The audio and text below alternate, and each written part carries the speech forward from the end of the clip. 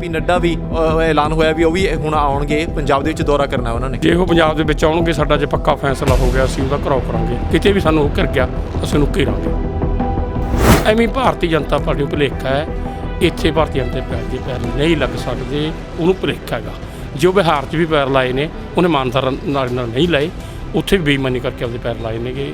ਔਰ ਜਿਹੜੇ ਅੱਜ ਹੇਰਾ ਫੇਰੀਆਂ ਚੱਲਦੀਆਂ ਸੈਂਟਰ ਸਰਕਾਰ ਹੋਵੇ ਸਟੇਟ ਸਰਕਾਰ ਹੋਵੇ, ਇੱਥੇ ਉਹਨਾਂ ਦਾ ਕੀ ਹੈ? ਜਿਹੜੇ ਅਕਾਲੀਆਂ ਨਾਲ ਜਾਰੀ ਦੀ ਜਾਰੀ ਟੁੱਟ ਗਈ, ਅਕਾਲੀ ਵੀ ਉਹਨਾਂ ਨੂੰ ਦੇਖ ਕੇ ਰਾਜੀ ਨਹੀਂ ਗਏ ਅਤੇ ਕਾਂਗਰਸ ਪਹਿਲੇ ਨਹੀਂ ਦੇਖ ਕੇ ਰਾਜੀ, ਅਤੇ ਅਸੀਂ ਤਾਂ ਉਹਨੂੰ ਆਪਦੇ ਬਾਰ ਬੂਰ ਦੀ ਲੰਘਣ ਦੇ।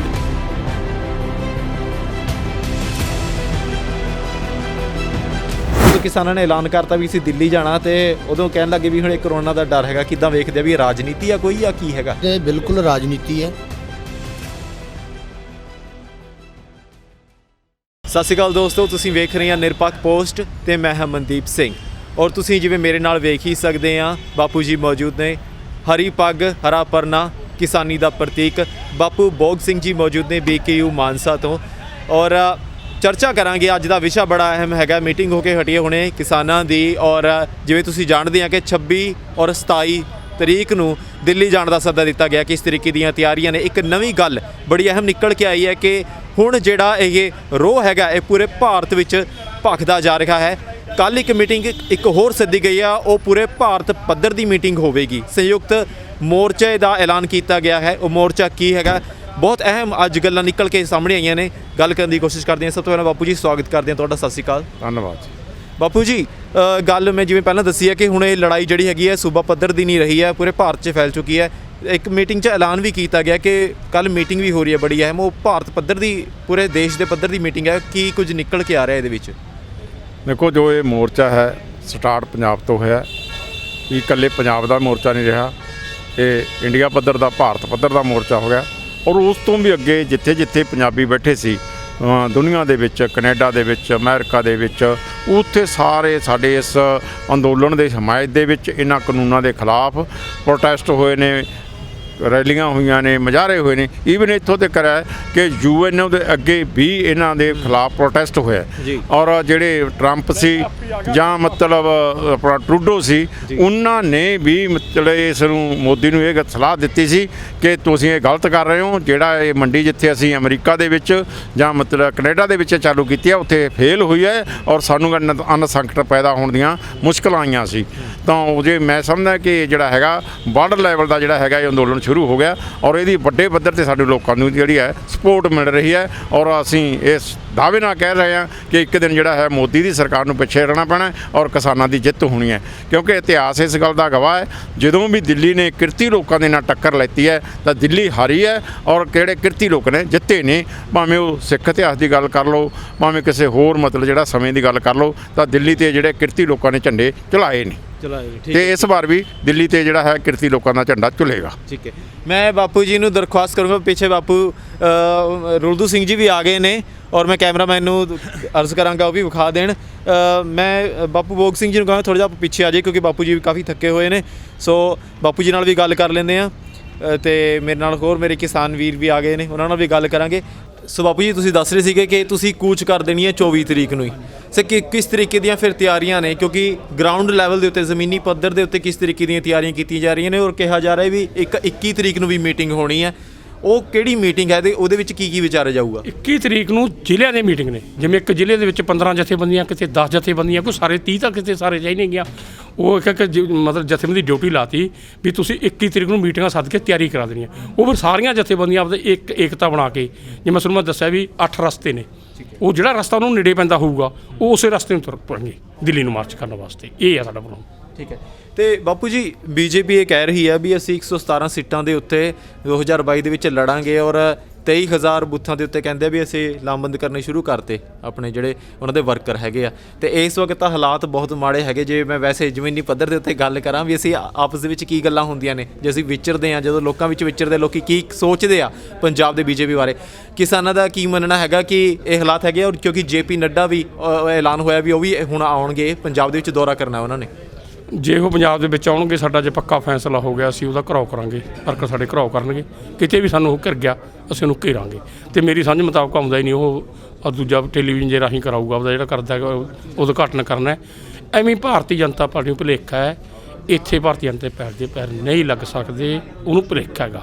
ਜੋ ਬਿਹਾਰ 'ਚ ਵੀ ਪੈਰ ਲਾਏ ਨੇ ਉਹਨੇ ਇਮਾਨਦਾਰ ਨਾਲ ਨਹੀਂ ਲਾਏ, ਉੱਥੇ ਵੀ ਬੇਈਮਾਨੀ ਕਰਕੇ ਆਪਦੇ ਪੈਰ ਲਾਏ ਨੇਗੇ। ਔਰ ਜਿਹੜੇ ਅੱਜ ਹੀਰਾ ਫੇਰੀਆਂ ਚੱਲਦੀਆਂ, ਸੈਂਟਰ ਸਰਕਾਰ ਹੋਵੇ, ਸਟੇਟ ਸਰਕਾਰ ਹੋਵੇ, ਇੱਥੇ ਉਹਨਾਂ ਦਾ ਕੀ ਹੈ? ਜਿਹੜੇ ਅਕਾਲੀਆਂ ਨਾਲ ਜਾਰੀ ਦੀ ਜਾਰੀ ਟੁੱਟ ਗਈ, ਅਕਾਲੀ ਵੀ ਉਹਨਾਂ ਨੂੰ ਦੇਖ ਕੇ ਰਾਜੀ ਨਹੀਂ ਗਏ ਅਤੇ ਕਾਂਗਰਸ ਪਹਿਲੇ ਨਹੀਂ ਦੇਖ ਕੇ ਰਾਜੀ, ਅਤੇ ਅਸੀਂ ਤਾਂ ਉਹਨੂੰ ਆਪਦੇ ਬਾਰ-ਬੂਰ ਨਹੀਂ ਲੰਘਣ ਦਿੰਦੇ ਸਾਰੀਆਂ ਜਥੇਬੰਦੀਆਂ ਨੇ। ਉਹਨੂੰ ਇੱਥੇ ਭਾਰਤੀ ਜਨਤਾ ਪਾਰਟੀ ਨੂੰ ਕੀ ਪਿਆ? ਬਿਲਕੁਲ ਨਹੀਂ ਪਿਆ। ਪਰ ਉਹ ਕਰੂਗੀ ਕੋਸ਼ਟ, ਉਹ ਹਿੰਦੂ ਲੋਕਾਂ ਨੂੰ ਇਕੱਠੇ ਕਰਨ ਦੀ ਕੋਸ਼ਿਸ਼ ਕਰੂਗੀ, ਮਜ਼ਦੂਰਾਂ ਨੂੰ ਇਕੱਠੇ ਕਰਨ ਦੀ ਉਹਨੇ ਆਪਦੀ ਚਾਲ ਚੱਲਣੀ ਹੈ। ਪਰ ਮੇਰਾ ਖਿਆਲ ਹੈ ਪੰਜਾਬ ਦੇ ਵਿੱਚ ਉਹਦਾ ਫੋਲ ਨਹੀਂ ਪੈਣਾ। ਬਿਲਕੁਲ, ਜਿਵੇਂ ਗੱਲ ਕੀਤੀ ਹੈ ਬਾਪੂ ਜੀ ਨੇ ਕਿ ਹਿੰਦੂ ਵੋਟ ਨੂੰ ਇਕੱਠੀ ਕਰਨ ਦੀ ਕੋਸ਼ਿਸ਼ ਕੀਤੀ ਜਾਵੇਗੀ। ਅਕਸਰ ਇਹ ਹੁੰਦਾ ਕਿ ਜਿਹੜੇ ਘੋਲ ਉੱਠਦੇ ਨੇ ਪਰ ਘੋਲਾਂ ਨੂੰ ਇੱਕ ਫਿਰਕੂ ਰੰਗਤ ਦਿੱਤੀ ਜਾਂਦੀ ਹੈ, ਕਿ ਧਰਮ ਦੇ ਨਾਲ ਜੋੜ ਕੇ ਦਿੱਤਾ ਜਾਂਦਾ ਹੈ ਔਰ ਉਹ ਸਿਸਟਮ ਦੁਆਰਾ ਜੋੜਿਆ ਜਾਂਦਾ ਹੈ ਤਾਂ ਕਿ ਜਿਹੜਾ ਘੋਲ ਨੇ ਉਹਨਾਂ ਨੂੰ ਰੰਗਤ ਇਹੋ ਜਿਹੀ ਮਿਲ ਜਾਵੇ ਔਰ ਜਿਹੜੀ ਇੱਕ ਹਜੂਮ ਹੁੰਦਾ ਜਨਤਾ ਦਾ, ਇੱਕ ਪੰਜਾਬੀਅਤ ਦਾ ਹਜੂਮ ਹੁੰਦਾ, ਉਹ ਨਾ ਪੰਜਾਬੀਅਤ ਨਾ ਬਣੇ ਬਲਕਿ ਇੱਕ ਸਿੱਖ, ਇੱਕ ਹਿੰਦੂ, ਇੱਕ ਮੁਸਲਮਾਨ ਬਣ ਕੇ ਉਹ ਚੀਜ਼ ਰਹਿ ਜਾਵੇ। ਤੁਸੀਂ ਕਿੱਦਾਂ ਵੇਖਦੇ ਆ ਵੀਰ ਜੀ ਕਿ ਬਿਹਾਰ ਦੇ ਵਿੱਚ ਚੋਣਾਂ ਹੋ ਕੇ ਹਟੀਆਂ ਨੇ ਅਤੇ ਬਹੁਤ ਲੰਮੇ ਉਹਨਾਂ ਨੇ ਕੀਤੇ ਆ, ਚਰਚੇ ਵੀ ਕੀਤੇ ਆ, ਜਨ ਸੰਬੋਧਨ ਵੀ ਕੀਤੇ ਆ, ਰੈਲੀਆਂ ਵੀ ਕੀਤੀਆਂ, ਉਦੋਂ ਤਾਂ ਕੋਈ ਕਰੋਨਾ ਦਾ ਕੁਝ ਨਹੀਂ ਹੋਇਆ ਅਤੇ ਹੁਣ ਜਦੋਂ ਕਿਸਾਨਾਂ ਨੇ ਐਲਾਨ ਕਰਤਾ ਵੀ ਅਸੀਂ ਦਿੱਲੀ ਜਾਣਾ ਅਤੇ ਉਦੋਂ ਕਹਿਣ ਲੱਗੇ ਵੀ ਹੁਣ ਇਹ ਕਰੋਨਾ ਦਾ ਡਰ ਹੈਗਾ। ਕਿੱਦਾਂ ਵੇਖਦੇ ਆ ਵੀ ਇਹ ਰਾਜਨੀਤੀ ਆ ਕੋਈ ਜਾਂ ਕੀ ਹੈਗਾ?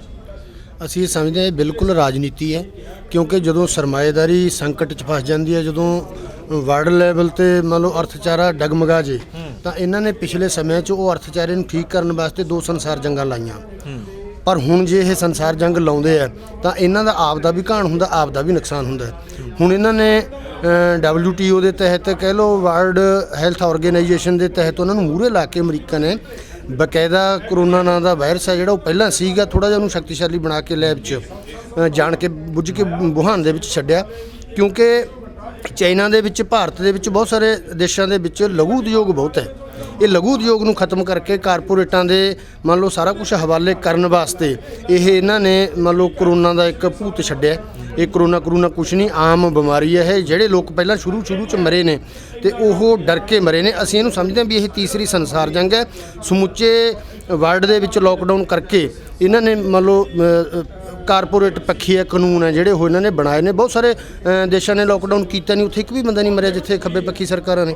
ਇਸ ਕਰਕੇ ਇਹਨੂੰ ਅਸੀਂ ਤੀਸਰੀ ਸੰਸਾਰ ਜੰਗ ਵਜੋਂ ਹੀ ਦੇਖਦੇ ਹਾਂ। ਨਹੀਂ, ਇਹ ਗੱਲ ਬਿਲਕੁਲ, ਇਹਦੇ ਵਿੱਚ ਕੋਈ ਸ਼ੱਕ ਨਹੀਂ ਹੈਗਾ ਕਿ ਕਈ ਦੇਸ਼ਾਂ ਨੇ ਲੋਕਡਾਊਨ ਬਿਲਕੁਲ ਨਹੀਂ ਕੀਤਾ ਔਰ ਭਾਰਤ ਤੋਂ ਗਰੀਬ ਦੇਸ਼ ਨੇ ਉਹ, ਔਰ ਉਹਨਾਂ ਦੇ ਵਿੱਚ ਇਸ ਬਿਮਾਰੀ ਨੇ ਬਹੁਤਾ ਫੈਲਾਅ ਨਹੀਂ ਕੀਤਾ। ਜਦ ਕਿ ਉਹਨਾਂ ਦੀ ਜੇ ਅਸੀਂ ਆਬਾਦੀ ਦੇਖੀਏ ਤਾਂ ਉਹ ਵੀ ਕੋਈ ਐਡਾ ਨਹੀਂ ਹੈਗਾ ਕਿ ਉਹਨਾਂ ਦੀ ਆਬਾਦੀ ਬਹੁਤ ਘੱਟ ਹੈ, ਉੱਥੇ ਵੀ ਸੰਘਣੀਆਂ ਆਬਾਦੀਆਂ ਨੇ, ਗਰੀਬ ਦੇਸ਼ ਨੇ ਔਰ ਲੋਕਡਾਊਨ ਵੀ ਨਹੀਂ ਕੀਤਾ। ਜਦ ਕਿ ਭਾਰਤ ਦੇ ਵਿੱਚ ਜਿਹੜੇ ਹੈਲਥ ਸਰਵਿਸਿਜ਼ ਨੇ ਉਹਨਾਂ ਤੋਂ ਕਿਤੇ ਬਿਹਤਰ ਨੇ। ਸੋ ਹੁਣ ਬਾਪੂ ਜੀ, ਜਿਵੇਂ ਗੱਲ ਵੀਰ ਜੀ ਨੇ ਕੀਤੀ, ਤੁਸੀਂ ਵੀ ਕਾਨਫਰੰਸ ਦੇ ਵਿੱਚ ਕਿਹਾ ਸੀਗਾ ਇਹ ਕਿ ਐਂ ਤਾਂ ਬੰਦੇ ਉਹੀ ਮਰ ਜਾਂਦੇ ਹੁੰਦੇ ਆ, ਵੀ ਇਹ ਤਾਂ ਕਰੋਨਾ ਦਾ ਵੀ ਨਾ ਕਰਦਾ, ਕਿ ਵਾਕਈ ਇਹ ਹੈਗਾ ਇੱਦਾਂ ਹੀ? ਨਹੀਂ, ਜ਼ੁਕਾਮ ਲੱਗਣਾ, ਨਮੂਨੀਆ ਹੋਣਾ, ਇਹ ਪਹਿਲਾਂ ਪ੍ਰਚਲਿਤ ਹੈਗੀ, ਮਤਲਬ ਮਰ ਜਾਂਦੇ ਨੇ ਬੰਦੇ। ਇਹ ਇੱਕ ਨਾ ਬੰਦਾ ਡਰ ਨਾਲ ਮਾਰਿਆ ਜਾਂਦਾ। ਚੰਗੇ ਭਲੇ ਬੰਦੇ ਨੂੰ ਹਸਪਤਾਲ 'ਚ ਲੈ ਗਏ ਨੇਗੇ, ਉਹ ਆਪਦੇ ਘਰਦਿਆਂ ਨੂੰ ਫੋਨ ਕਰਦਾ ਮੈਨੂੰ ਛੁਡਾ ਕੇ ਲੈ ਜਾਓ। ਮੇਰਾ ਇੱਕ ਸੇਠ ਦੋਸਤ ਸੀਗਾ, ਉਹਦਾ ਭਣੋਈਆ ਵਧੀਆ ਤਕੜਾ, ਮਾੜਾ ਜਿਹਾ ਉਹਨੂੰ ਬੁਖਾਰ ਜਿਹੜਾ ਜ਼ੁਕਾਮ ਹੋ ਗਿਆ, ਚੱਕ ਕੇ ਉਹਨਾਂ ਨੇ ਜਾ ਕੇ ਬਠਿੰਡੇ ਦਾਖਲ ਕਰਾਤਾ। ਉਹਨੇ ਬੜੇ ਫੋਨ ਕਰੇ ਮੈਨੂੰ ਛੁਡਾ ਕੇ ਲੈ ਜਾਓ, ਮੈਂ ਮਰੂੰਗਾ। ਉਹ ਡਰਦਾ ਹੀ ਮਰ ਗਿਆ। ਇਹ ਗੱਲ ਸੱਚੀ ਹੈ ਕਿ ਕਈ ਲੋਕਾਂ ਨੇ ਖੁਦਕੁਸ਼ੀਆਂ ਵੀ ਕੀਤੀਆਂ ਨੇ। ਬਾਪੂ ਜੀ, ਇਸ ਚੀਜ਼ ਨੂੰ ਕਿੱਦਾਂ ਵੇਖਦੇ ਆ? ਕਿਉਂਕਿ ਜਿਹੜਾ ਇਹ ਮਾਡਲ ਹੈਗਾ, ਇਸ ਮਾਡਲ ਦੇ ਵਿੱਚ ਖੁਦਕੁਸ਼ੀਆਂ ਹੁੰਦੀਆਂ ਨਹੀਂ ਨੇ ਹੁਣ ਤੱਕ, ਔਰ ਚਰਚਾ ਚੱਲ ਪਈ, ਵਿਦਵਾਨਾਂ ਦੀ ਚਰਚਾ ਚੱਲ ਰਹੀ ਹੈ। ਅੱਜ 28 ਸੈਕਟਰ ਚੰਡੀਗੜ੍ਹ ਦੇ ਵਿੱਚ ਵੀ ਵਿਦਵਾਨ ਇਕੱਠੇ ਹੋਏ ਸੀਗੇ ਇਸ ਮਸਲੇ ਦੇ ਉੱਤੇ ਹੀ। ਉਹ ਕਹਿੰਦੇ ਆ ਕਿ ਜਿਹੜਾ ਇਹ ਮਾਡਲ ਹੈਗਾ, ਸਾਨੂੰ ਇਸ ਮਾਡਲ ਦੇ ਵਿੱਚ ਵੀ ਤਬਦੀਲੀ ਕਰਨ ਦੀ ਲੋੜ ਹੈਗੀ ਹੈ, ਕਿਉਂਕਿ ਹੁਣ ਤੱਕ ਅਸੀਂ ਵੇਖਦੇ ਰਹੇ ਹਾਂ, ਚਲੋ MSP ਹੁਣ ਤੱਕ ਮਿਲਦੀ ਰਹੀ ਸੀ ਪਰ ਕਿਸਾਨਾਂ ਦੀ ਖੁਦਕੁਸ਼ੀਆਂ ਰੁਕ ਨਹੀਂ ਰਹੀ ਸੀਗੀਆਂ। ਉਹ ਕਹਿੰਦੇ ਕਿ ਜਿਹੜਾ ਮਸਲਾ ਹੈਗਾ ਨਾ, ਚਲੋ ਇਹ ਤਾਂ ਅਸੀਂ ਕਰਾਣੇ ਆ, ਜਿਹੜੇ ਬਿੱਲ ਇਹਨਾਂ ਨੂੰ ਰੱਦ ਤਾਂ ਕਰਾਣਾ ਹੀ ਕਰਾਣਾ, ਪਰ ਇਹ ਜਿਹੜਾ ਮਤਲਬ ਕਿ ਕਹਿੰਦਾ ਬਿਮਾਰੀ ਆ ਬੜੀ ਡੂੰਘੀ ਹੈਗੀ ਆ, ਵੀ ਸਾਡੇ ਪਰਿਵਾਰਕ ਸਾਂਝ ਟੁੱਟ ਗਈ। ਤੁਹਾਨੂੰ ਵੀ ਲੱਗਦਾ ਕਿ ਪਰਿਵਾਰਕ ਸਾਂਝਾਂ ਟੁੱਟ ਗਈਆਂ? ਸਿਰਫ ਆਰਥਿਕ ਮਸਲਾ ਨਹੀਂ ਹੈਗਾ, ਹੋਰ ਵੀ ਬਹੁਤ ਮਸਲੇ ਆ ਕੇ ਮਤਲਬ ਕਿ ਘੇਰ ਲਿਆ ਉਹਨੇ ਕਿਸਾਨ ਨੂੰ। ਜੋ ਮਤਲਬ ਭਾਰਤ ਦੇ ਵਿੱਚ ਇਹ ਚੱਲ ਰਿਹਾ ਹੈ, ਕਿਸਾਨਾਂ ਦੀਆਂ ਖੁਦਕੁਸ਼ੀਆਂ ਨੇ, ਉਹ ਜਿਹੜਾ ਨਵਾਂ ਇਹਨਾਂ ਦਾ ਖੇਤੀ ਮਾਡਲ ਸੀ, ਜਾਂ ਅਸੀਂ ਕਹਿ ਦਈਏ ਹਰਾ ਇਨਕਲਾਬ ਲਿਆਂਦਾ ਗਿਆ, ਉਹ ਇੱਕ ਲੋੜ ਤੋਂ ਇਹਨਾਂ ਨੇ ਲਿਆਂਦਾ ਸੀ ਆਪਦੇ ਜਿਹੜਾ ਫੂਡ ਗ੍ਰੇਨ ਪੂਰੇ ਕਰਨ ਵਾਸਤੇ। ਉਹ ਪਰਪਸ ਕਿਸਾਨ ਦੇ ਹਿੱਤ ਲਈ ਨਹੀਂ ਸੀ। ਕਿਸਾਨ ਦਾ ਉਸੇ ਸਮੇਂ ਤੋਂ ਲਾ ਕੇ ਕਾਸਟ ਆਫ ਪ੍ਰੋਡਕਸ਼ਨ ਆ ਜਿਹੜੀ ਇਹਨਾਂ ਨੇ ਵਧਾਈ ਹੈ, ਇਨਕਰੀਜ਼ ਕੀਤੀ ਹੈ, ਜਿਹੜੀ ਕਾਸਟ ਆਫ ਇਨਕਮ ਸੀ ਉਹਨੂੰ ਥੱਲੇ ਰੱਖਿਆ ਗਿਆ ਸੀ। ਔਰ ਜਿਹੜਾ ਇਹ ਮਾਡਲ ਦੀ ਅੱਜ ਗੱਲ ਕਰ ਰਹੇ ਨੇ, ਜਿਹੜੇ ਮਾਡਲ ਦੇ ਤਹਿਤ ਇਹਨਾਂ ਨੇ ਅੱਜ ਇਹ 3 ਕਾਨੂੰਨ ਲਿਆਂਦੇ ਨੇ, ਇਹ ਮਾਡਲ ਵਰਲਡ ਦੇ ਵਿੱਚ ਮਤਲਬ ਜਿਹੜਾ ਹੈਗਾ ਪਾਲਿਸੀ ਦੇ ਮੁਤਾਬਕ, WTO ਦੀ ਪਾਲਿਸੀ ਦੇ ਮੁਤਾਬਕ ਹੈ ਕਿ ਕਿਸਾਨੀ ਦੇ ਵਿੱਚੋਂ ਜਿਹੜਾ ਹੈਗਾ ਕਿਸਾਨਾਂ ਨੂੰ ਕੱਢ ਕੇ ਹੋਰ ਖੇਤਾਂ ਦੇ ਵਿੱਚ ਪਾਇਆ ਜਾਵੇ। ਜਿਹੜੇ ਵੈਸਟਰਨ ਕੰਟਰੀ ਨੇ ਜਿਨ੍ਹਾਂ ਨੇ ਮਾਡਲ ਨੂੰ ਅਡਾਪਟ ਕੀਤਾ, ਉਹਨਾਂ ਦੇ ਵਿੱਚ ਬਹੁਤ ਘੱਟ ਪਰਸੈਂਟੇਜ 2 ਜਾਂ 4 ਜਾਂ 5% ਜਿਹੜੇ ਕਿਸਾਨ ਖੇਤੀ ਕਰਦੇ ਨੇ। ਬਾਕੀ ਇੰਡਸਟਰੀਅਲ ਸਿਸਟਮ ਉਹਨਾਂ ਦਾ ਡਿਵੈਲਪ ਹੈਗਾ। ਜਦੋਂ ਅਸੀਂ ਭਾਰਤ ਦੇ ਉੱਤੇ ਮਤਲਬ ਮਾਡਲ ਲਾਉਣਾ ਸ਼ੁਰੂ ਕਰਾਂਗੇ ਤਾਂ ਜਿਹੜਾ ਭਾਰਤ ਦੇ ਵਿੱਚ ਕੋਈ ਇੰਡਸਟਰੀਅਲ ਸਿਸਟਮ ਨਹੀਂ, ਜੇ ਕਿਸਾਨਾਂ ਨੂੰ ਅਸੀਂ ਖੇਤੀ ਦੇ ਸੈਕਟਰ 'ਚੋਂ ਕੱਢ ਕੇ ਲਿਜਾਂਦੇ ਹਾਂ ਤਾਂ ਉਹ ਬੇਰੁਜ਼ਗਾਰ ਹੋਣਗੇ, ਉਹਨਾਂ ਦੇ ਵਾਸਤੇ ਰੁਜ਼ਗਾਰ ਦਾ ਕੋਈ ਸਾਧਨ ਨਹੀਂ, ਤੇ ਆਤਮ ਹੱਤਿਆ ਜਿਹੜੀਆਂ ਉਹ ਹੋਰ ਵੀ ਵਧਣਗੀਆਂ। ਤੇ ਇਸ ਕਰਕੇ ਜਿਹੜਾ ਹੈਗਾ ਪਹਿਲਾਂ ਉਸ ਕਿਸਮ ਦਾ ਜਿਹੜਾ ਮਾਡਲ ਹੈ ਲਾਗੂ ਕਰਨ ਵਾਸਤੇ ਇੰਡਸਟਰੀਅਲ ਸਿਸਟਮ ਨੂੰ ਡਿਵੈਲਪ ਕਰਨ ਦੀ ਲੋੜ ਆ। ਜਦੋਂ ਕਿ ਸਾਡੇ ਤਾਂ ਪੰਜਾਬ ਦੇ ਵਿੱਚ ਲਾ ਲਓ ਜਾਂ ਭਾਰਤ ਦੇ ਵਿੱਚ ਲਾ ਦਿਓ ਵੀ ਛੋਟੇ ਲਘੂ ਉਦਯੋਗ ਜਿਨ੍ਹਾਂ ਦੇ ਵਿੱਚ ਲੋਕਾਂ ਨੂੰ ਰੁਜ਼ਗਾਰ ਮਿਲਿਆ ਸੀ, ਉਹਨਾਂ ਨੂੰ ਖਤਮ ਕਰਕੇ ਵੱਡੇ ਕਾਰਪੋਰੇਟ ਜਿਹੜਾ ਹੈਗਾ ਸਿਸਟਮ ਸੈਟਅਪ ਕੀਤਾ ਜਾ ਰਿਹਾ। ਜਿਵੇਂ ਹੁਣ ਇਹਨਾਂ ਦੇ ਵਿੱਚ ਜਿਹੜਾ ਹੈ ਸੈਲੋ ਲਾਏ ਜਾਣਗੇ ਤਾਂ ਉਹਨਾਂ ਸੈਲੋ ਦੇ ਵਿੱਚ ਜਿਹੜਾ ਹੈਗਾ ਮਸ਼ੀਨੀਕਰਨ ਕੀਤਾ ਜਾਵੇਗਾ। ਜਿਹੜਾ ਅੱਜ ਸਾਡੀਆਂ ਮੰਡੀਆਂ ਦੇ ਵਿੱਚ ਲੱਖਾਂ ਮਜ਼ਦੂਰ ਮਤਲਬ ਕੋਈ ਝਰਾਈ ਵਾਲਾ ਹੈ, ਕੋਈ ਛਣਾਈ ਵਾਲਾ ਹੈ, ਕੋਈ ਭਰਾਈ ਵਾਲਾ ਹੈ, ਕੋਈ ਲੋਹਾਈ ਵਾਲਾ ਹੈ, ਕੋਈ ਲੋਡ ਅਨਲੋਡ ਕਰਨ ਵਾਲਾ ਹੈ, ਉਹ ਸਾਰੇ ਮਤਲਬ ਜਿਹੜੇ ਬੇਰੁਜ਼ਗਾਰ ਹੋ ਜਾਣਗੇ। ਤੇ ਭਾਰਤ ਦੇ ਜਿਹੜੇ 85% ਲੋਕ ਨੇ ਉਹ ਬੇਰੁਜ਼ਗਾਰੀ ਦਾ ਸ਼ਿਕਾਰ ਹੋ ਜਾਣਗੇ। ਕਾਰਪੋਰੇਟ ਹੈ ਜਿਹੜਾ ਮਸ਼ੀਨੀਕਰਨ ਦੇ ਰਾਹੀਂ ਜਿਹੜਾ ਹੋਊਗਾ ਆਪਣਾ ਜਿਹੜਾ ਸਿਸਟਮ ਨੂੰ ਲਾਗੂ ਕਰਨਗੇ, ਤੇ ਜਿਹੜਾ ਭਾਰਤ ਦੀ ਇਕਨੋਮੀ ਤੇ ਵੀ ਇਕਨੋਮਿਕਸ ਤੇ ਵੀ ਬਹੁਤ ਵੱਡਾ ਅਸਰ ਪੈਣਾ। ਤੇ ਇਹਦੇ ਨਾਲ ਜਿਹੜਾ ਹੈਗਾ ਭਾਰਤ ਆਰਥਿਕ ਤੌਰ ਤੇ ਟੁੱਟ ਜਾਣਾ। ਜਿਹੜੇ ਲੋਕ ਇਹਨਾਂ ਨੂੰ ਇਹ ਲਾਗੂ ਕਰ ਰਹੇ ਨੇ ਉਹਨਾਂ ਨੇ ਦੇਸ਼ ਦੇ ਵਿੱਚੋਂ ਬਾਹਰ ਜਿਹੜਾ ਹੈਗਾ ਆਪਣੇ ਸੈਟਅਪ ਬਣਾਏ ਹੋਏ ਨੇ, ਉਹ ਦੇਸ਼ ਨੂੰ ਭੁੱਖਮਰੀ ਦੇ ਰਾਹ ਤੇ ਛੱਡ ਕੇ, ਕੰਗਾਲੀ ਦੇ ਰਾਹ ਤੇ ਛੱਡ ਕੇ ਫੋਰਨ ਦੇ ਵਿੱਚ ਚਲੇ ਜਾਣਗੇ। ਤੇ ਜਿਹੜਾ ਹੈਗਾ ਭਾਰਤ ਨੂੰ ਮੁੜ ਮਤਲਬ ਜਿਹੜਾ ਹੈਗਾ ਫਿਰ ਆਪਣਾ ਜਿਹੜਾ ਹੈਗਾ ਇਸ ਆਰਥਿਕ ਕੰਗਾਲੀ ਨੂੰ ਦੂਰ ਕਰਨ ਵਾਸਤੇ, ਲੋਕਾਂ ਦੀ ਜ਼ਿੰਦਗੀ ਨੂੰ ਬਚਾਉਣ ਵਾਸਤੇ ਨਵੇਂ ਸਿਰੇ ਤੋਂ ਜਿਹੜਾ ਹੈਗਾ ਆਪਣਾ ਜਿਹੜਾ ਸਿਸਟਮ ਹੈ ਸ਼ੁਰੂ ਕਰਨਾ ਪਊਗਾ, ਜਿਹੜਾ ਕਿ ਬਹੁਤ ਮੁਸ਼ਕਲ ਹੈ ਤੇ ਬਹੁਤ ਜਿਹੜਾ ਸੰਕਟਮਈ ਹੋਊਗਾ। ਬਾਬੂ ਜੀ ਗੱਲਾਂ ਚੱਲ ਪਈਆਂ ਕਿ ਕਿਸਾਨੀ ਦੇ ਵਿੱਚ ਹੁਣ ਰੱਖਿਆ ਕੁਝ ਨਹੀਂ। ਤੁਹਾਨੂੰ ਲੱਗਦਾ ਵੀਰ ਜੀ ਕਿ ਜਿਹੜੀ ਕਿਸਾਨੀ ਹੈਗੀ ਆ ਵੀ ਜਿੱਦਾਂ ਗੱਲਾਂ ਚੱਲ ਰਹੀਆਂ ਨੇ, ਕਹਿੰਦੇ ਕਿ 40% ਜਿਹੜੇ ਕਿਸਾਨ ਨੇ ਜੇ ਬਾਕੀ ਉਹਨਾਂ ਤੋਂ ਪੁੱਛੇ ਕੋਈ, ਉਹ ਕਹਿੰਦੇ ਆ ਦਿਲ ਤੋਂ ਕੋਈ ਪੁੱਛੇ, ਉਹ ਕਹਿੰਦੇ ਵੀ ਕਿਸਾਨੀ 'ਚ ਹੈਗਾ ਕੁਛ ਨਹੀਂ, ਪਰ ਇੱਕ ਮਜਬੂਰੀ ਦੇ ਕਾਰਨ ਕਿਉਂਕਿ ਕੁਝ ਹੋਰ ਕਰ ਨਹੀਂ ਸਕਦੇ, ਇਸ ਕਰਕੇ ਕਿਸਾਨੀ ਅਪਣਾਈ ਜਾ ਰਹੀ ਕਿ ਐਡਾ ਮੰਦ ਹਾਲ ਕਰ ਦਿੱਤਾ ਸਰਕਾਰਾਂ ਨੇ ਸਾਡੀਆਂ ਨੇ। ਦੇਖੋ 1 ਲੱਖ 1000 ਕਰੋੜ ਰੁਪਈਆ ਕਿਸਾਨਾਂ ਦੇ ਸਿਰ ਹੈ, ਮਜ਼ਦੂਰਾਂ ਦੇ ਸਿਰ ਹੈ। ਤੁਸੀਂ ਖੁਦਕੁਸ਼ੀਆਂ ਦੀ ਗੱਲ ਕੀਤੀ ਸੀ, ਖੁਦਕੁਸ਼ੀਆਂ ਇਕੱਲੇ ਕਿਸਾਨ ਨਹੀਂ ਕਰ ਰਹੇ, ਮਜ਼ਦੂਰ ਵੀ ਕਰ ਰਹੇ ਨੇ ਤੇ ਵਪਾਰੀ ਵੀ ਕਰ ਰਹੇ ਨੇ, ਇੱਥੋਂ ਤੱਕ ਕਿ ਬੇਰੁਜ਼ਗਾਰ ਨੌਜਵਾਨ ਵੀ ਕਰ ਰਹੇ ਨੇ। ਇਹ ਦੌਰ ਵਧਣਾ ਹੈ ਕਿਉਂਕਿ 2 ਮਾਡਲ ਨੇ ਦੁਨੀਆ ਦੇ ਵਿੱਚ, ਇੱਕ ਸਮਾਜਵਾਦੀ ਮਾਡਲ ਹੈ, ਇੱਕ ਪੂੰਜੀਵਾਦੀ ਮਾਡਲ ਹੈ। ਪੂੰਜੀਵਾਦੀ ਮਾਡਲ ਦੇ ਵਿੱਚ ਇਹ ਸਾਰਾ ਕੁਝ ਹੋਊਗਾ ਹੀ ਹੋਊਗਾ। ਅਸੀਂ ਇਹ ਕਿਸਾਨ ਅੰਦੋਲਨ ਹੈ ਜਿਹੜਾ ਇਹ 3 ਕਾਨੂੰਨਾਂ ਤੱਕ ਨਹੀਂ ਰਹੂਗਾ, ਇਹਨੇ ਹੋਰ ਵਿਸ਼ਾਲ ਹੋਣਾ, ਇਹਦੇ 'ਚ ਹੋਰ ਜਨਤਾ ਨੇ ਸ਼ਾਮਲ ਹੋਣਾ। ਇੱਕ ਇਹ ਵੱਡੀ ਦੇਸ਼ ਪੱਧਰ ਦੀ ਨਹੀਂ, ਅੰਤਰਰਾਸ਼ਟਰੀ ਪੱਧਰ ਦੀ ਮੂਵਮੈਂਟ ਬਣਨੀ ਹੈ ਤੇ ਇਹ 2 ਮਾਡਲਾਂ ਦਾ ਹੀ ਮੰਨ ਲਓ ਚੋਣ ਹੋਣੀ ਹੈ ਤੇ ਅਸੀਂ ਸਮਾਜਵਾਦੀ ਮਾਡਲ ਵਾਸਤੇ ਲੜਾਂਗੇ। ਇਹ ਸੰਘਰਸ਼ ਬਹੁਤ ਵੱਡਾ ਲੰਬਾ ਜਾਣਾ ਹੈ। ਬਾਪੂ ਜੀ ਅਸੀਂ ਕੱਲ੍ਹ ਸ਼ਾਮੀ ਤੁਹਾਡੇ ਨਾਲ ਗੱਲ ਕੀਤੀ ਸੀ, ਬਲਕਿ ਫ਼ੋਨ 'ਤੇ ਮੈਂ ਪੁੱਛਿਆ ਸੀ, ਬਿਲਕੁਲ ਮੈਂ ਤੁਹਾਡੇ ਤੋਂ ਫ਼ੋਨ 'ਤੇ ਪੁੱਛਿਆ ਸੀਗਾ ਵੀ ਕਿਸ ਤਰੀਕੇ ਦੇ ਨਾਲ ਤੁਸੀਂ ਵੇਖਦੇ ਆ ਵੀ ਪੰਜਾਬ ਸਰਕਾਰ ਨੇ ਝੋਨਾ ਖਰੀਦਣਾ ਬੰਦ ਕਰਤਾ, ਤੇ ਤੁਸੀਂ ਕਿਹਾ ਸੀਗਾ ਕਿ ਅਸੀਂ ਵਿਚਾਰਾਂਗੇ, ਅੱਜ ਦੀ ਮੀਟਿੰਗ ਦੇ ਵਿੱਚ ਫੈਸਲਾ ਹੋਊਗਾ, ਔਰ ਅੱਜ ਹੀ ਬਲਕਿ ਸੂਬਾ ਸਰਕਾਰ ਦੇ ਮੰਤਰੀ ਵੀ ਆ ਗਏ ਆ। ਸੋ ਕਿਸ ਤਰੀਕੇ ਦਾ ਲੱਗਦਾ ਵੀ ਮੀਟਿੰਗ ਜਿਹੜੀ ਤੁਸੀਂ ਕਰਦੇ ਹੋ ਜਾਂ ਆਗੂ ਜਿਹੜੇ ਕਰਦੇ ਆ ਵੀ ਰੋਜ਼ ਜਿਹੜਾ ਹੈਗਾ, ਹਾਲਾਂਕਿ ਲੋਕੀ ਇਹ ਕਹਿੰਦੇ ਕਿ ਆਊਟਪੁੱਟ ਕੁਝ ਨਿਕਲ ਨਹੀਂ ਰਹੀ, ਪਰ ਦਬਾਅ ਜਿਹੜਾ ਬਣ ਰਿਹਾ ਵਾਕਈ। ਉਸੇ ਕੱਲ੍ਹ ਜੇ ਮੇਰਾ ਗੱਲਬਾਤ ਹੈ, ਕੱਲ੍ਹ ਸਾਨੂੰ ਵੀ ਮਾਤਾ ਦਾ ਭੋਗ ਦੀ ਉਹ 'ਚ ਉਲਝਿਆ ਹੋਇਆ ਸੀਗਾ, ਜਦੋਂ ਦੇਖਿਆ ਮੈਂ ਵੀ ਖਤਰਨਾਕ ਕੰਮ ਹੋ ਗਿਆ, ਕਿਉਂ ਪਿੰਡੂ ਮੰਡੀਆਂ ਬਹੁਤ ਜ਼ਿਆਦਾ ਨੇ, ਝੋਨਾ ਉੱਥੇ ਪਿਆ ਵੀ ਹੈ। ਪਰ ਅੱਜ ਜਦੋਂ ਸਰਕਾਰ ਦੇ ਮੰਤਰੀ ਆਏ, ਸਾਡੇ 5 ਆਗੂ ਮਿਲਣ ਗਏ, ਉਹਨਾਂ ਨੂੰ ਅਸੀਂ ਜਾ ਕੇ ਪਹਿਲ ਮੰਗੂ ਹੀ ਰੱਖੀ, ਪਹਿਲਾਂ ਵੀ ਤੁਸੀਂ ਇਹਦੇ ਬਾਰੇ ਦੱਸੋ, ਤੇ ਉਹਨਾਂ ਨੇ ਸਾਨੂੰ ਉਹਦੀ ਭਰੋਸਾ ਦਿਵਾਤਾ। ਤੇ ਮੈਨੂੰ ਫੋਨ ਆ ਵੀ ਗਿਆ, ਮਤਲਬ ਜੇ ਕਹਿ ਦਈਏ ਉੱਥੋਂ ਵੀ ਉਹਨਾਂ ਨੇ ਕਹਿਤਾ ਵੀ ਸਾਰਾ ਅਸੀਂ ਖਰੀਦ ਲਾਂਗੇ। ਉਹ ਮੇਰਾ ਖਿਆਲ ਖਰੀਦ ਲੈਣਾ, ਉਹ ਚੱਕਰ 'ਚ ਹੁਣ ਪੈਂਦੇ ਨਹੀਂ ਗੇ, ਖਰੀਦਣਗੇ ਉਹਨੂੰ, ਇਸ ਕਰਕੇ। ਬਾਬੂ ਜੀ ਗੱਲਾਂ ਚੱਲ ਪਈਆਂ, ਮੇਰਾ ਆਖਰੀ ਸਵਾਲ ਹੀ ਹੈ ਬਸ ਇਹ, ਕਹਿੰਦੇ APMC ਬਿਹਾਰ ਦੇ ਵਿੱਚ ਖਤਮ ਹੋ ਗਈ ਸੀਗੀ, ਤਾਂ ਜੇ ਉਹ APMC ਖਤਮ ਹੋ ਗਈ ਸੀਗੀ ਤਾਂ ਉੱਥੇ ਜੇ ਬਾਹਰ ਤੋਂ ਕੰਪਨੀਆਂ ਆ ਰਹੀਆਂ, ਜੇ ਵੱਧ ਮੁੱਲ ਦਿੰਦੀਆਂ, ਤਾਂ ਪੰਜਾਬ ਦੇ ਕਹਿੰਦੇ ਜਿਹੜੇ ਝੋਨਾ ਜਿਨ੍ਹਾਂ ਨੇ ਲਾਇਆ ਹੋਇਆ ਕਿਸਾਨਾਂ ਨੂੰ ਤਾਂ ਉੱਥੇ ਜਾ ਕੇ ਵੇਚਣਾ ਚਾਹੀਦਾ ਸੀਗਾ, ਤੇ ਉਹ ਇੱਥੇ ਆ ਕੇ ਵੇਚ ਰਹੇ ਆ। ਇਹ ਚੀਜ਼ ਇਹੀ ਹੈ ਨਾ, ਜੇ ਸਰਕਾਰੀ ਖਰੀਦ ਨਹੀਂ ਰਹਿੰਦੀ ਬਿਹਾਰ ਦੇ ਵਿੱਚ, ਉਹਨਾਂ ਨੇ ਖਤਮ ਕਰਤੀ। ਹੁਣ ਉੱਥੇ ਝੋਨਾ 900 ਨੂੰ 1100 ਨੂੰ ਵਿਕਿਆਗਾ, ਉਹ ਵਪਾਰੀਆਂ ਨੇ ਚੱਕ ਕੇ ਲਿਆ ਕੇ ਪੰਜਾਬ 'ਚ ਲਿਆਂਦਾ। ਤੁਸੀਂ ਇਹ ਗੱਲਾਂ ਜਦੋਂ ਹੁਣ ਮੀਟਿੰਗ ਹੋਈ ਦਿੱਲੀ ਦੇ ਵਿੱਚ ਮੰਤਰੀਆਂ ਨੂੰ, ਇਹ ਗੱਲਾਂ ਤੁਸੀਂ ਸਾਰੀਆਂ ਕਲੀਅਰ ਕੀਤੀਆਂ ਸੀਗੀਆਂ ਉੱਥੇ ਮੰਤਰੀਆਂ ਨੂੰ, ਉਹਨਾਂ ਦਾ ਕੀ ਕਹਿਣਾ ਸੀਗਾ? ਨਹੀਂ, ਉੱਥੇ ਸਾਡਾ ਜ਼ਿਆਦਾ ਦਬਾਅ ਹੈਗਾ ਸੀਗਾ 3 ਕਾਨੂੰਨ ਕੈਂਸਲ ਕਰਾਉਣ 'ਤੇ। ਮਤਲਬ ਪੰਜਾਬ ਸਰਕਾਰ ਨਾਲ ਸਾਡੀ 2-3 ਵਾਰਾਂ ਗੱਲ ਚੱਲੀ ਹੈ ਵੀ ਤੁਸੀਂ ਹਰਿਆਣੇ ਵਾਲਾ ਝੋਨਾ ਮਤਲਬ ਜਿਹੜਾ ਉੱਧਰੋਂ ਆਉਂਦਾ UP 'ਚੋਂ ਉਹਨੂੰ ਰੋਕੋ। ਉਹ ਸਾਡਾ 2-3 ਵਾਰ ਇਹਨਾਂ ਨਾਲ ਗੱਲ ਚੱਲਦੀ ਹੈ। ਇਹ ਸਾਡੇ ਝੋਨੇ ਦਾ ਬੁਰਾ ਹਾਲ ਹੈ, UP ਵਾਲੇ ਝੋਨੇ ਨਹੀਂ ਕਰਿਆ, ਮਤਲਬ ਬਿਹਾਰ ਵਾਲੇ ਝੋਨੇ ਨਹੀਂ ਕਰਿਆ। ਵੱਡੇ ਵੱਡੇ ਟਰੱਕ ਭਰ ਕੇ ਆ ਜਾਂਦੇ ਨੇ, ਤੇ ਉਸੇ ਨੇ ਕਰਕੇ ਵਪਾਰੀਆਂ ਨੇ ਲਿਆ ਕੇ ਉਹਨਾਂ ਨੂੰ 700-800 ਰੁਪਏ ਦਾ ਫਾਇਦਾ ਹੋ ਗਿਆ। ਉਹਨੇ ਸਿੱਧਾ ਮੰਡੀ ਜਿੰਦਾ ਲਾਇਆ, ਸਿੱਧਾ ਕਾਰਖਾਨੇ 'ਚ ਲਾਇਆ, ਅਫਸਰਾਂ ਨਾਲ ਮਿਲ ਕੇ ਉਹਨੇ ਮਤਲਬ ਉਧਰ ਪਵਾਤਾ ਵੀ ਮੈਂ ਖਰੀਦ ਲੈਣਾ, ਤੇ ਉਹ ਸਾਰਾ ਕੁਝ ਕਰਤਾ। ਬਾਪੂ ਜੀ ਤੋਂ ਗੱਲ ਕਰਦੇ, ਬਾਪੂ ਜੀ ਵੀ ਦੱਸਣਾ ਚਾਹੁੰਦੇ ਇਸ ਬਾਰੇ। ਜਦੋਂ ਅਸੀਂ 13 ਤਰੀਕ ਨੂੰ ਮੀਟਿੰਗ ਕੀਤੀ ਹੈ ਤਾਂ ਉਸ ਸਮੇਂ ਸਰਕਾਰ ਨੇ ਸਾਨੂੰ ਸਕਰੀਨ ਦੇ ਉੱਤੇ APMC ਜਿਹੜੀ ਮੰਡੀ ਹੈਗੀ ਹੈ ਉਹਦੀਆਂ 6 ਸਾਲ ਦੀਆਂ ਜਿਹੜੀਆਂ ਪ੍ਰੋਗਰੈਸਿਵ ਰਿਪੋਰਟ ਪੇਸ਼ ਕਰਨ ਦੀ ਸ਼ੁਰੂ ਕੀਤੀ ਤਾਂ ਅਸੀਂ ਉਸ ਦਾ ਉਹਦੇ ਵਿਰੋਧ ਕੀਤਾ ਕਿ ਅਸੀਂ ਤਾਂ ਇਹੀ ਮੰਗ ਰਹੇ ਹਾਂ ਕਿ ਇਹ ਮੰਡੀ ਠੀਕ ਹੈ, ਇਹ ਪ੍ਰੋਗਰੈਸਿਵ ਮੰਡੀ ਹੈ, ਇਹਦੇ 'ਚ ਲਗਾਤਾਰ ਪ੍ਰੋਗਰੈਸ ਹੋ ਰਹੀ ਹੈ। ਤੁਸੀਂ ਆਪੇ ਕਹਤਾ ਵੀ ਠੀਕ ਆ, ਇੱਕ ਵਾਰੀ ਇਹਨਾਂ ਦੀ ਗੱਲ ਨੂੰ ਠੀਕ ਕਹਿ ਦਈਏ। ਨਹੀਂ, APMC ਮੰਡੀ ਨੂੰ ਕਿਹਾ ਸੀ। APMC ਮੰਡੀ ਹੈ ਜਿਹੜੀ ਉਹਦੀ ਪ੍ਰੋਗਰੈਸ ਰਿਪੋਰਟ ਦਿਖਾ ਰਹੇ ਜੇ ਜਿਹੜੀ ਆਪਾਂ ਮੰਡੀ ਚੱਲ ਰਹੀ ਹੈ, ਪੁਰਾਣਾ ਸਿਸਟਮ ਚੱਲ ਰਿਹਾ ਤਾਂ ਅਸੀਂ ਉਸ 'ਤੇ ਕਿਹਾ ਵੀ ਇਹ ਤੇ ਅਸੀਂ ਰੱਖ ਰਹੇ ਹਾਂ ਵੀ ਇਹ ਤਾਂ ਚੱਲਣੀ ਚਾਹੀਦੀ ਹੈ, ਅਸੀਂ ਇਸੀ ਗੱਲ ਕਰ ਰੱਖਦੇ ਹਾਂ। ਜਿਹੜੇ ਤੁਸੀਂ ਤੁਹਾਡੇ ਨਵੇਂ ਕਾਨੂੰਨ ਨੇ ਉਹਨਾਂ ਦੀ ਪ੍ਰੋਗਰੈਸ ਰਿਪੋਰਟ ਦਿਓ ਤਾਂ ਫਿਰ ਉਹਨਾਂ ਕੋਲ ਕੋਈ ਸਾਡੇ ਕੋਲ ਜਵਾਬ ਨਹੀਂ ਸੀ ਕਿਉਂਕਿ ਤੁਸੀਂ ਕਿਹਾ ਵੀ ਜਿਹੜੀ ਤੁਸੀਂ APMC ਖਤਮ ਕਰਤੀ ਵੀ ਉਹਦੀ ਪ੍ਰੋਗਰੈਸਿਵ ਰਿਪੋਰਟ ਕੀ ਆ ਉਹ ਦਿਖਾਓ। ਖਤਮ ਕਰਕੇ ਜਿਹੜੇ ਨਵੇਂ ਕਾਨੂੰਨ ਨੇ ਇਹਨਾਂ ਦੀ ਪ੍ਰੋਗਰੈਸਿਵ ਰਿਪੋਰਟ ਆ ਜਿਹੜੀ ਦਿਓ ਤਾਂ ਉੱਥੇ ਉਹ ਲਾਜਵਾਬ ਹੋ ਗਏ ਤਾਂ ਉਹਨਾਂ ਨੇ ਫਿਰ ਮਤਲਬ ਜਿਹੜਾ ਉਹ ਬੰਦ ਕਰਕੇ ਫਿਰ ਅਸੀਂ ਉਹਨਾਂ ਨੂੰ ਕੁਐਸਚਨ ਕੀਤਾ ਕਿ ਤੁਹਾਡਾ ਜਿਹੜਾ APMC ਮੰਡੀ ਬੰਦ ਕਰਨ ਦਾ ਸਿਸਟਮ 2006 ਦੇ ਵਿੱਚ ਤੁਸੀਂ ਬਿਹਾਰ ਦੇ ਵਿੱਚ ਬੰਦ ਕਰਤੀ। ਬਿਹਾਰ ਦੀ ਰਿਪੋਰਟ ਦੱਸੋ ਸਾਨੂੰ ਵੀ ਉੱਥੇ ਕਿਸਾਨਾਂ ਦੀ ਕੀ ਪੋਜੀਸ਼ਨ ਹੈ, ਕਿਸਾਨਾਂ ਨੂੰ ਕੀ ਗੇਨ ਹੋਇਆ, ਕਿਸਾਨਾਂ ਦਾ ਝੋਨਾ ਕਿਸ ਰੇਟ ਤੇ ਖਰੀਦਾ ਜਾ ਰਿਹਾ ਹੈ। ਤਾਂ ਫਿਰ ਅਸੀਂ ਉਹਨਾਂ ਨੂੰ ਇਹ ਵੀ ਗੱਲ ਕਹੀ ਕਿ ਇਸ ਜਿਹੜਾ ਤੁਹਾਡੇ ਮਾਡਲ ਨੇ ਉੱਥੋਂ ਦੇ ਜਿਹੜੇ ਬਿਹਾਰ ਦੇ ਕਿਸਾਨ ਹੈ ਉਹਨਾਂ ਦੀ ਜਿਹੜੀ ਦੁਰਦਸ਼ਾ ਕੀਤੀ ਹੋਈ ਹੈ ਉਹ 10-10 ਏਕੜ ਵਾਲੇ 5-5 ਏਕੜ ਵਾਲੇ ਪੰਜਾਬ ਦੀ APMC ਮੰਡੀ ਦੇ ਵਿੱਚ ਲੇਬਰ ਕਰਨ ਵਾਲੇ ਆ ਰਹੇ ਨੇ। ਫਿਰ ਅਗਲੀ ਅਸੀਂ ਉਹਨਾਂ ਨੂੰ ਐਗਜ਼ਾਮਪਲ ਦਿੱਤੀ ਕਿ ਤੁਸੀਂ ਯੂਪੀ ਦੇ ਵਿੱਚ ਵੀ ਦੇਖੋ ਕਿ ਯੂਪੀ ਦਾ ਝੋਨਾ, ਰਾਜਸਥਾਨ ਦਾ ਝੋਨਾ, ਬਿਹਾਰ ਦਾ ਝੋਨਾ ਇੱਥੋਂ ਪਰਚੇਜ ਹੋ ਕੇ ਤੁਹਾਡੀ ਮੰਡੀ ਦੇ ਵਿੱਚੋਂ ਸਾਡੀ APMC ਮੰਡੀ ਦੇ ਵਿੱਚ ਜਾਂਦਾ ਹੈ ਔਰ ਉੱਥੇ ਜਿਹੜਾ ਹੈਗਾ ਸਰਕਾਰੀ ਖਰੀਦ ਦੇ ਵਿੱਚ ਇਹ ਦਾਖਲ ਕੀਤਾ ਜਾਂਦਾ ਹੈ। ਸਿੱਧਾ ਵਪਾਰੀ 600-700 ਰੁਪਏ ਪ੍ਰੋਫਿਟ ਕਮਾ ਜਾਂਦਾ। ਇੱਥੋਂ 1000 ਨੂੰ ਖਰੀਦਿਆ ਜਾਂ 1100 ਨੂੰ ਖਰੀਦਿਆ ਤਾਂ 100 ਲੋਡ ਲਾ ਕੇ ਉਹਨੂੰ 1200 ਨੂੰ ਪੈ ਗਿਆ, 1200 ਪਾ ਕੇ ਤਾਂ ਮਤਲਬ ਜਿਹੜਾ ਹੈਗਾ 700 ਰੁਪਇਆ ਸਿੱਧਾ ਕਮਾ ਗਿਆ।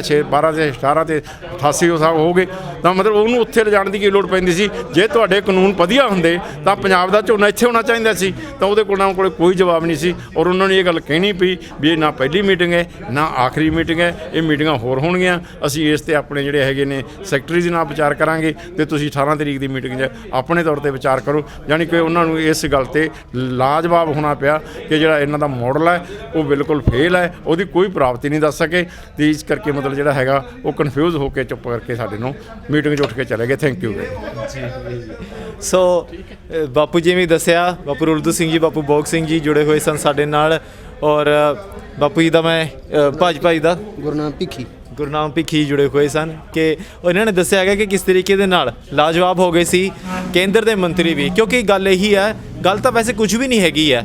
ਆਖਰੀ ਕਮੈਂਟ ਮੈਂ ਬਾਪੂ ਜੀ ਤੋਂ ਲੈਣਾ ਚਾਹਾਂਗਾ ਤੇ ਉਸ ਤੋਂ ਬਾਅਦ ਤੁਹਾਡੇ ਤੋਂ ਵੀ ਮੈਂ ਇਜਾਜ਼ਤ ਚਾਹਾਂਗਾ। ਬਾਪੂ ਜੀ ਗੱਲ ਤਾਂ ਕੁਝ ਵੀ ਨਹੀਂ ਹੈਗੀ, ਜਿੱਦਾਂ ਤੁਸੀਂ ਦੱਸਿਆ ਹੈਗਾ, ਤੁਸੀਂ ਸਮਝਾਇਆ ਤੇ ਉਹਨਾਂ ਨੇ ਵੀ ਉਹ ਕਹਿੰਦੇ ਤੁਸੀਂ ਦੱਸਿਆ ਵੀ ਲਾਜਵਾਬ ਹੋ ਗਈ ਸੀ। ਤੇ ਆਖਰੀ ਕਮੈਂਟ ਮੈਂ ਤੁਹਾਡੇ ਤੋਂ ਲੈਣਾ ਚਾਹਾਂਗਾ ਵੀ ਗੱਲ ਤਾਂ ਕੁਝ ਵੀ ਨਹੀਂ ਹੈਗੀ ਪਰ ਮਸਲਾ ਐਡਾ ਲੰਮਾ ਤੁਸੀਂ ਜਿਹੜਾ ਸੰਘਰਸ਼ ਕਰ ਰਹੇ ਹੋ ਨਾ ਕੇਂਦਰ ਸਮਝ ਰਿਹਾ ਹੈ ਕੀ ਮਸਲਾ ਹੈਗਾ। ਇਹ ਗੱਲ ਤਾਂ ਕੁਝ ਵੀ ਨਹੀਂ ਹੈਗੀ। ਉਹ ਸਿਆਣੇ ਕਹਿੰਦੇ ਕਿ ਜੱਟ ਮਚਲਾ ਖੁਦਾ ਦੀ ਮਾਂ ਨੂੰ ਲੈ ਕੇ ਚੋਰ। ਕੇਂਦਰ ਦੀ ਸਰਕਾਰ ਮਚਲੀ ਹੋਈ ਬੈਠੀ ਹੈ, ਉਹਨੂੰ ਸਾਰਾ ਪਤਾ ਹੈ। ਉਹ ਕਾਰਪੋਰੇਟ ਜਿਹੜੇ ਅਮਾਨੀਆਂ ਅਡਾਨੀਆਂ ਨੇ ਜਿਨ੍ਹਾਂ ਨੇ ਉਹਨਾਂ ਨੂੰ ਇਸ ਸੱਤਾ ਦੇ ਉੱਤੇ ਬਹਾਇਆ ਉਹ ਉਹਨਾਂ ਨੂੰ ਮਤਲਬ ਉਹਨਾਂ ਦਾ ਜਿਹੜਾ ਕਰਜ਼ ਮੋੜਨਾ ਚਾਹੁੰਦੀ ਹੈ। ਸੋ ਇਸ ਕਰਕੇ ਉਹਨਾਂ ਦੇ ਮਤਲਬ ਜਿਹੜਾ ਹੈਗਾ ਹੱਕ 'ਚ ਹੋ ਗਈ। ਉਹ ਸਾਡੇ ਇੱਕ ਗੀਤ ਚੱਲਦਾ ਹੁੰਦਾ ਸੀ ਕਿ ਤੂੰ ਸੁੱਤਾ ਕਿਉਂ ਘਰਾੜ ਜਾਗਦਾ ਘਰਾੜੇ ਮਾਰੇ ਜਿਉਣੇ ਤੇਰੀ ਕੁੱਟੇ ਤੀਵੀਂ ਵੀ। ਹੁਣ ਤਾਂ ਉਹ ਗੱਲ ਹੈਗੀ ਆ ਕਿ ਉਹ ਜਾਗਦੇ ਘਰਾੜੇ ਮਾਰਦੇ ਨੇ, ਪਤਾ ਉਹਨਾਂ ਨੂੰ ਸਾਰਾ ਲੱਗ ਚੁੱਕਿਆ ਵੀ ਇਹਦਾ ਜਿਹੜਾ ਕਿਸਾਨਾਂ ਨੂੰ ਕੋਈ ਇਹਦਾ ਫਾਇਦਾ ਨਹੀਂ। ਕਾਰਪੋਰੇਟ ਘਰਾਣਿਆਂ ਦੀ ਉਹਨਾਂ ਨੇ ਉਹ ਕਾਨੂੰਨ ਬਣਾਏ ਨੇ ਔਰ ਕਾਰਪੋਰੇਟ ਘਰਾਣਿਆਂ ਦੇ ਪੱਖ ਜਾਂਦੇ ਨੇ। ਇਹ ਅਸੀਂ ਸਾਫ਼ ਤੇ ਸਪਸ਼ਟ ਗੱਲ ਕਰਤੀ ਵੀ ਇਹ ਕਾਰਪੋਰੇਟ ਘਰਾਣਿਆਂ ਲਈ ਬਣਾਏ ਨੇ। ਤੁਸੀਂ ਇੱਕ ਵੀ ਸਾਨੂੰ ਇਹ ਦੱਸ ਦਿਓ ਵੀ ਕਿਸਾਨਾਂ ਨੂੰ ਇਹਦੇ 'ਚ ਪ੍ਰੋਫਿਟ ਹੈ, ਕਿਸਾਨਾਂ ਦੇ ਹਿੱਤ 'ਚ ਜਾਂਦੀ ਹੈ। ਕੋਈ ਇੱਕ ਵੀ ਗੱਲ ਸਾਨੂੰ ਉਦਾਹਰਨ ਦੇ ਦਿਓ ਤਾਂ ਅਸੀਂ ਐਕਸੈਪਟ ਕਰ ਲਾਂਗੇ। ਉਹਨਾਂ ਕੋਲ ਇੱਕ ਵੀ ਉਦਾਹਰਨ ਹੀ ਨਹੀਂ ਸੀ ਜਿਹੜੀ ਉਹ ਸਾਡੇ ਨਾਲ ਮਤਲਬ ਬਾਦਲੀਲ ਸਾਨੂੰ ਦੱਸ ਸਕਦੇ ਵੀ ਆਹ ਮਤਲਬ ਜਿਹੜਾ ਹੈਗਾ ਦਾ ਫਾਇਦਾ ਹੈਗਾ ਸਾਨੂੰ ਕਿਸਾਨਾਂ ਦਾ। ਉਹਦੇ ਅਸੀਂ ਪੂਰੀ ਡਿਟੇਲ ਨਾਲ ਸਾਰੇ ਇਕੱਲੇ ਸਬਜੈਕਟ ਤੇ ਅਸੀਂ ਦੱਸਿਆ। ਉਹਨਾਂ ਨੇ ਇੱਥੋਂ ਤੱਕ ਕਿਹਾ ਕਿ ਜਿਹੜਾ ਹੈਗਾ ਅਸੀਂ ਪ੍ਰੋਵੀਜ਼ਨ ਕਰਤੀ ਵੀ ਜੇ ਮਤਲਬ ਕੋਈ ਕਿਸਾਨਾਂ ਨੂੰ ਘਾਟਾ ਪੈ ਗਿਆ ਜਾਂ ਕੋਈ ਪੇਮੈਂਟ ਪੈ ਗਿਆ ਜਾਂ ਕੋਈ ਟੈਕਸ ਪੈ ਗਿਆ, ਜੁਰਮਾਨਾ ਪੈ ਗਿਆ ਤਾਂ ਉਹਨਾਂ ਦੀ ਜ਼ਮੀਨ ਕੁਰਕ ਨਹੀਂ ਕੀਤੀ ਜਾਊ। ਤਾਂ ਫਿਰ ਅਸੀਂ ਉਹਨਾਂ ਨੂੰ ਦੁਬਾਰਾ ਇਹ ਵੀ ਦੱਸ ਦਿੱਤਾ ਕਿ ਜਿਹੜਾ ਤੁਹਾਡਾ ਰੈਵਨਿਊ ਐਕਟ ਹੈ ਉਹ ਆ ਇਹ ਕਰਿਆ ਖੜਾ ਹੈ, ਉਸ ਨੂੰ ਤੁਸੀਂ ਬਰਕਰਾਰ ਰੱਖਿਆ ਜਿਹਦੇ ਵਿੱਚ ਇਹ ਪ੍ਰੋਵੀਜ਼ਨ ਹੈਗੀ ਹੈ ਕਿ ਅਗਰ ਕੋਈ ਪੇਮੈਂਟ ਨਹੀਂ ਕਰ ਸਕਦਾ, ਦੇ ਨਹੀਂ ਸਕਦਾ ਤਾਂ ਉਹਦੀ ਜ਼ਮੀਨ ਕੁਰਕ ਕੀਤੀ ਜਾ ਸਕਦੀ ਹੈ। ਕਿ ਤੁਸੀਂ ਉਸ ਨੂੰ ਰੱਦ ਕੀਤਾ ਹੈ, ਉੱਥੇ ਵੀ ਉਹ ਡਿਨਾਈ ਸੀ, ਸਾਨੂੰ ਕੋਈ ਜਵਾਬ ਨਹੀਂ ਦੇ ਰਹੇ ਕਿਉਂਕਿ ਅਸੀਂ ਬਾਅਦ ਦਲੀਲ ਆਪਣਾ ਜਿਹੜਾ ਹੈ ਬਾਏ ਰਿਕਾਰਡ ਦੇ ਜਿਹੜੀਆਂ ਉਹਨਾਂ ਕੋਲ ਸਾਰੀਆਂ ਐਗਜ਼ਾਮਪਲ ਰੱਖੀਆਂ ਸੀ। ਜਿਹੜਾ ਸ਼ਾਂਤਾ ਕੁਮਾਰ ਦੀ ਰਿਪੋਰਟ ਵੀ ਉੱਥੇ ਆਈ ਵੀ ਉਹਨਾਂ ਨੇ ਆਹ ਗੱਲ ਕਿਹਾ। ਅਸੀਂ ਉਹਨੂੰ ਸਾਫ਼ ਸਪਸ਼ਟ ਕਹਿਤਾ ਕਿ ਜਿਹੜੇ ਤੁਹਾਡੀ ਮਨਸ਼ਾ ਹੈਗੀ ਹੈ ਉਹ ਸਰਕਾਰੀ ਖਰੀਦ ਤੋਂ ਭੱਜਣ ਦੀ ਮਨਸ਼ਾ ਹੈ, ਅਸੀਂ ਤੁਹਾਨੂੰ ਭੱਜਣ ਨਹੀਂ ਦੇਣਾ ਤੇ ਇਸ ਨੂੰ ਅਸੀਂ ਗਰੰਟਡ ਕਰਾਉਣਾ ਹੈ ਕਿ MSP ਤੇ ਸਰਕਾਰੀ ਖਰੀਦ ਹੈ ਜਿਹੜੀ ਉਹ ਗਰੰਟਡ ਕਾਨੂੰਨ ਬਣਾ ਕੇ ਅਸੀਂ ਤੁਹਾਥੋਂ ਲੈ ਕੇ ਜਾਣਾ। ਔਰ ਬਾਪੂ ਜੀ ਵੀ ਭੱਜਣ ਦੀ ਤਿਆਰੀ ਦੇ ਵਿੱਚ ਨੇ। ਹੁਣ ਬਾਪੂ ਰੁੱਦ ਸਿੰਘ ਜੀ ਖੁੰਡੇ ਨੂੰ ਹੱਥ ਪਾ ਲਿਆ, ਪਰ ਆਖਰੀ ਕਮੈਂਟ ਮੈਂ ਜ਼ਰੂਰ ਲੈਣਾ ਬਾਪੂ ਜੀ ਦਾ। ਬਾਪੂ ਜੀ ਕੀ ਕਹਿਣਾ ਚਾਹੋਗੇ ਹੁਣ ਵਿਊਅਰਸ ਨੂੰ ਵੇਖ ਰਹੇ ਆ, ਵਿਊਅਰਸ ਦਿੱਲੀ ਚੱਲੋ ਦਾ ਤੁਸੀਂ ਸੱਦਾ ਦਿੱਤਾ ਹੋਇਆ, ਆਖਰੀ ਕਮੈਂਟ ਬਸ ਤੁਹਾਡਾ ਕੀ ਹੈ ਇਸ 'ਤੇ? ਆਖਰੀ ਸਾਡੀ ਪੂਰੀ ਤਿਆਰੀ ਹੈ। ਅਸੀਂ ਮਤਲਬ ਮੇਰਾ ਖਿਆਲ ਹੈ ਵੀ ਲੱਖਾਂ ਦੇ ਵਿੱਚ ਕਿਸਾਨ ਜਾਣਗੇ। ਇੱਕ ਜਿਹੜੀ ਨਵੀਂ ਖੁਸ਼ੀ ਦੀ ਗੱਲ ਹੈ, ਨੌਜਵਾਨਾਂ ਨੇ ਟਰਾਲੀਆਂ ਤਿਆਰ ਕਰੀਆਂ। ਪਹਿਲਾਂ ਅਸੀਂ ਜਾ ਕੇ ਕਰਾਉਂਦੇ ਹੁੰਦੇ, ਹੁਣ ਉਹਨਾਂ ਨੇ ਆਪਦੀਆਂ ਤਿਆਰੀਆਂ ਕਰੀਆਂ ਨੌਜਵਾਨਾਂ ਨੇ ਵੀ ਦਿੱਲੀ ਨੂੰ ਚੱਲਣਾ ਹੈਗਾ। ਤੇ 21 ਤਰੀਕ ਸਾਨੂੰ ਪਹਿਲੇ ਮੈਂ ਦੱਸ ਕੇ ਮੀਟਿੰਗ ਕੀ ਸਾਡੀ ਪੂਰੀ ਤਿਆਰੀ ਹੈ ਦਿੱਲੀ ਨੂੰ ਜਾ ਰਿਹਾ। ਜੇ ਦਿੱਲੀ ਨੂੰ ਸਾਨੂੰ ਹਰਿਆਣਾ ਸਰਕਾਰ ਜਾਣ ਦੇ ਦੇ ਤੇ ਉਹ ਰੋਕੇ ਨਾ, ਵਧੀਆ ਰਹੂਗੀ। ਅਸੀਂ ਦਿੱਲੀ ਆਉਣ ਲੱਗ ਲੜ ਲਾਂਗੇ। ਜੇ ਰੋਕ ਲਿਆ ਉਹਨੇ ਫਿਰ ਜਿੱਥੇ ਰੋਕ ਲਿਆ ਬੈਰੀਅਰ ਲਾਤੇ, ਫਿਰ ਅਸੀਂ ਉੱਥੇ ਬਹਿ ਜਾਂਗੇ। ਅਸੀਂ ਬੈਠੇ ਪਿੱਛੇ ਨਹੀਂ ਹਟਦੇ। ਨਹੀਂ ਪਿੱਛੇ ਹੁਣ ਪਿੱਛੇ ਕਿਉਂ ਹਟਾਂਗੇ? ਖਾਰਾ ਪੰਜਾਬ 'ਚ ਹੀ ਰੋਕ ਲੈਣ, ਜੇ ਮਾੜਾ ਜਿਹਾ ਹੋਰ ਗਾਹਾਂ ਟਪਾ ਲੈਣ, ਹਰਿਆਣੇ 'ਚ ਟਪਾ ਕੇ ਰੋਕ ਲੈਣ, ਚੰਗੀ ਗੱਲ ਹੈਗੀ। ਠੀਕ ਹੈ, ਬਹੁਤ ਬਹੁਤ ਧੰਨਵਾਦ। ਔਰ ਗੁਰਬਾਣੀ ਦਾ ਵੀ ਇਹੀ ਕਥਨ ਹੈ ਕਿ ਅਗਾਂਹ ਕੂ ਤਰੰਗ ਪਿੱਛਾ ਫੇਰ ਨਾ ਮੋੜੜਾ, ਨਾਨਕ ਸਿੰਘ ਇਹ ਆਵਾਰ ਬਹੁੜ ਨਾ ਹੋਵੀ ਜਨ ਬੜਾ। ਸੋ ਵੇਖਦੇ ਰਹੋ ਨਿਰਪੱਖ ਪੋਸਟ, ਖਬਰ ਦੀ ਨਿਰਪੱਖ ਆਵਾਜ਼। ਧੰਨਵਾਦ। ਪੰਜਾਬ ਅਤੇ ਪੰਜਾਬੀਅਤ ਨਾਲ ਜੁੜਿਆ ਹਰ ਮੁੱਦਾ, ਹਰ ਖਬਰ ਨਿਰਪੱਖ ਤਰੀਕੇ ਨਾਲ ਤੁਹਾਡੇ ਤੱਕ ਪਹੁੰਚਣ ਦੀ ਕੋਸ਼ਿਸ਼ ਵਿੱਚ ਤੁਸੀਂ ਵੀ ਦੇਵੋ ਸਾਡਾ ਸਾਥ। ਤਾਂ ਹੁਣੇ ਲਾਈਕ ਕਰੋ ਸਾਡਾ ਫੇਸਬੁੱਕ ਪੇਜ, ਸਬਸਕ੍ਰਾਈਬ ਕਰੋ YouTube ਤੇ ਅਤੇ ਫੋਲੋ ਕਰੋ ਇੰਸਟਾ ਅਤੇ ਟਵਿੱਟਰ ਤੇ ਨਿਰਪੱਖ ਪੋਸਟ, ਖਬਰ ਦੀ ਨਿਰਪੱਖ ਆਵਾਜ਼। ਵਿਜ਼ਿਟ ਕਰੋ www.nirpakhpost.com।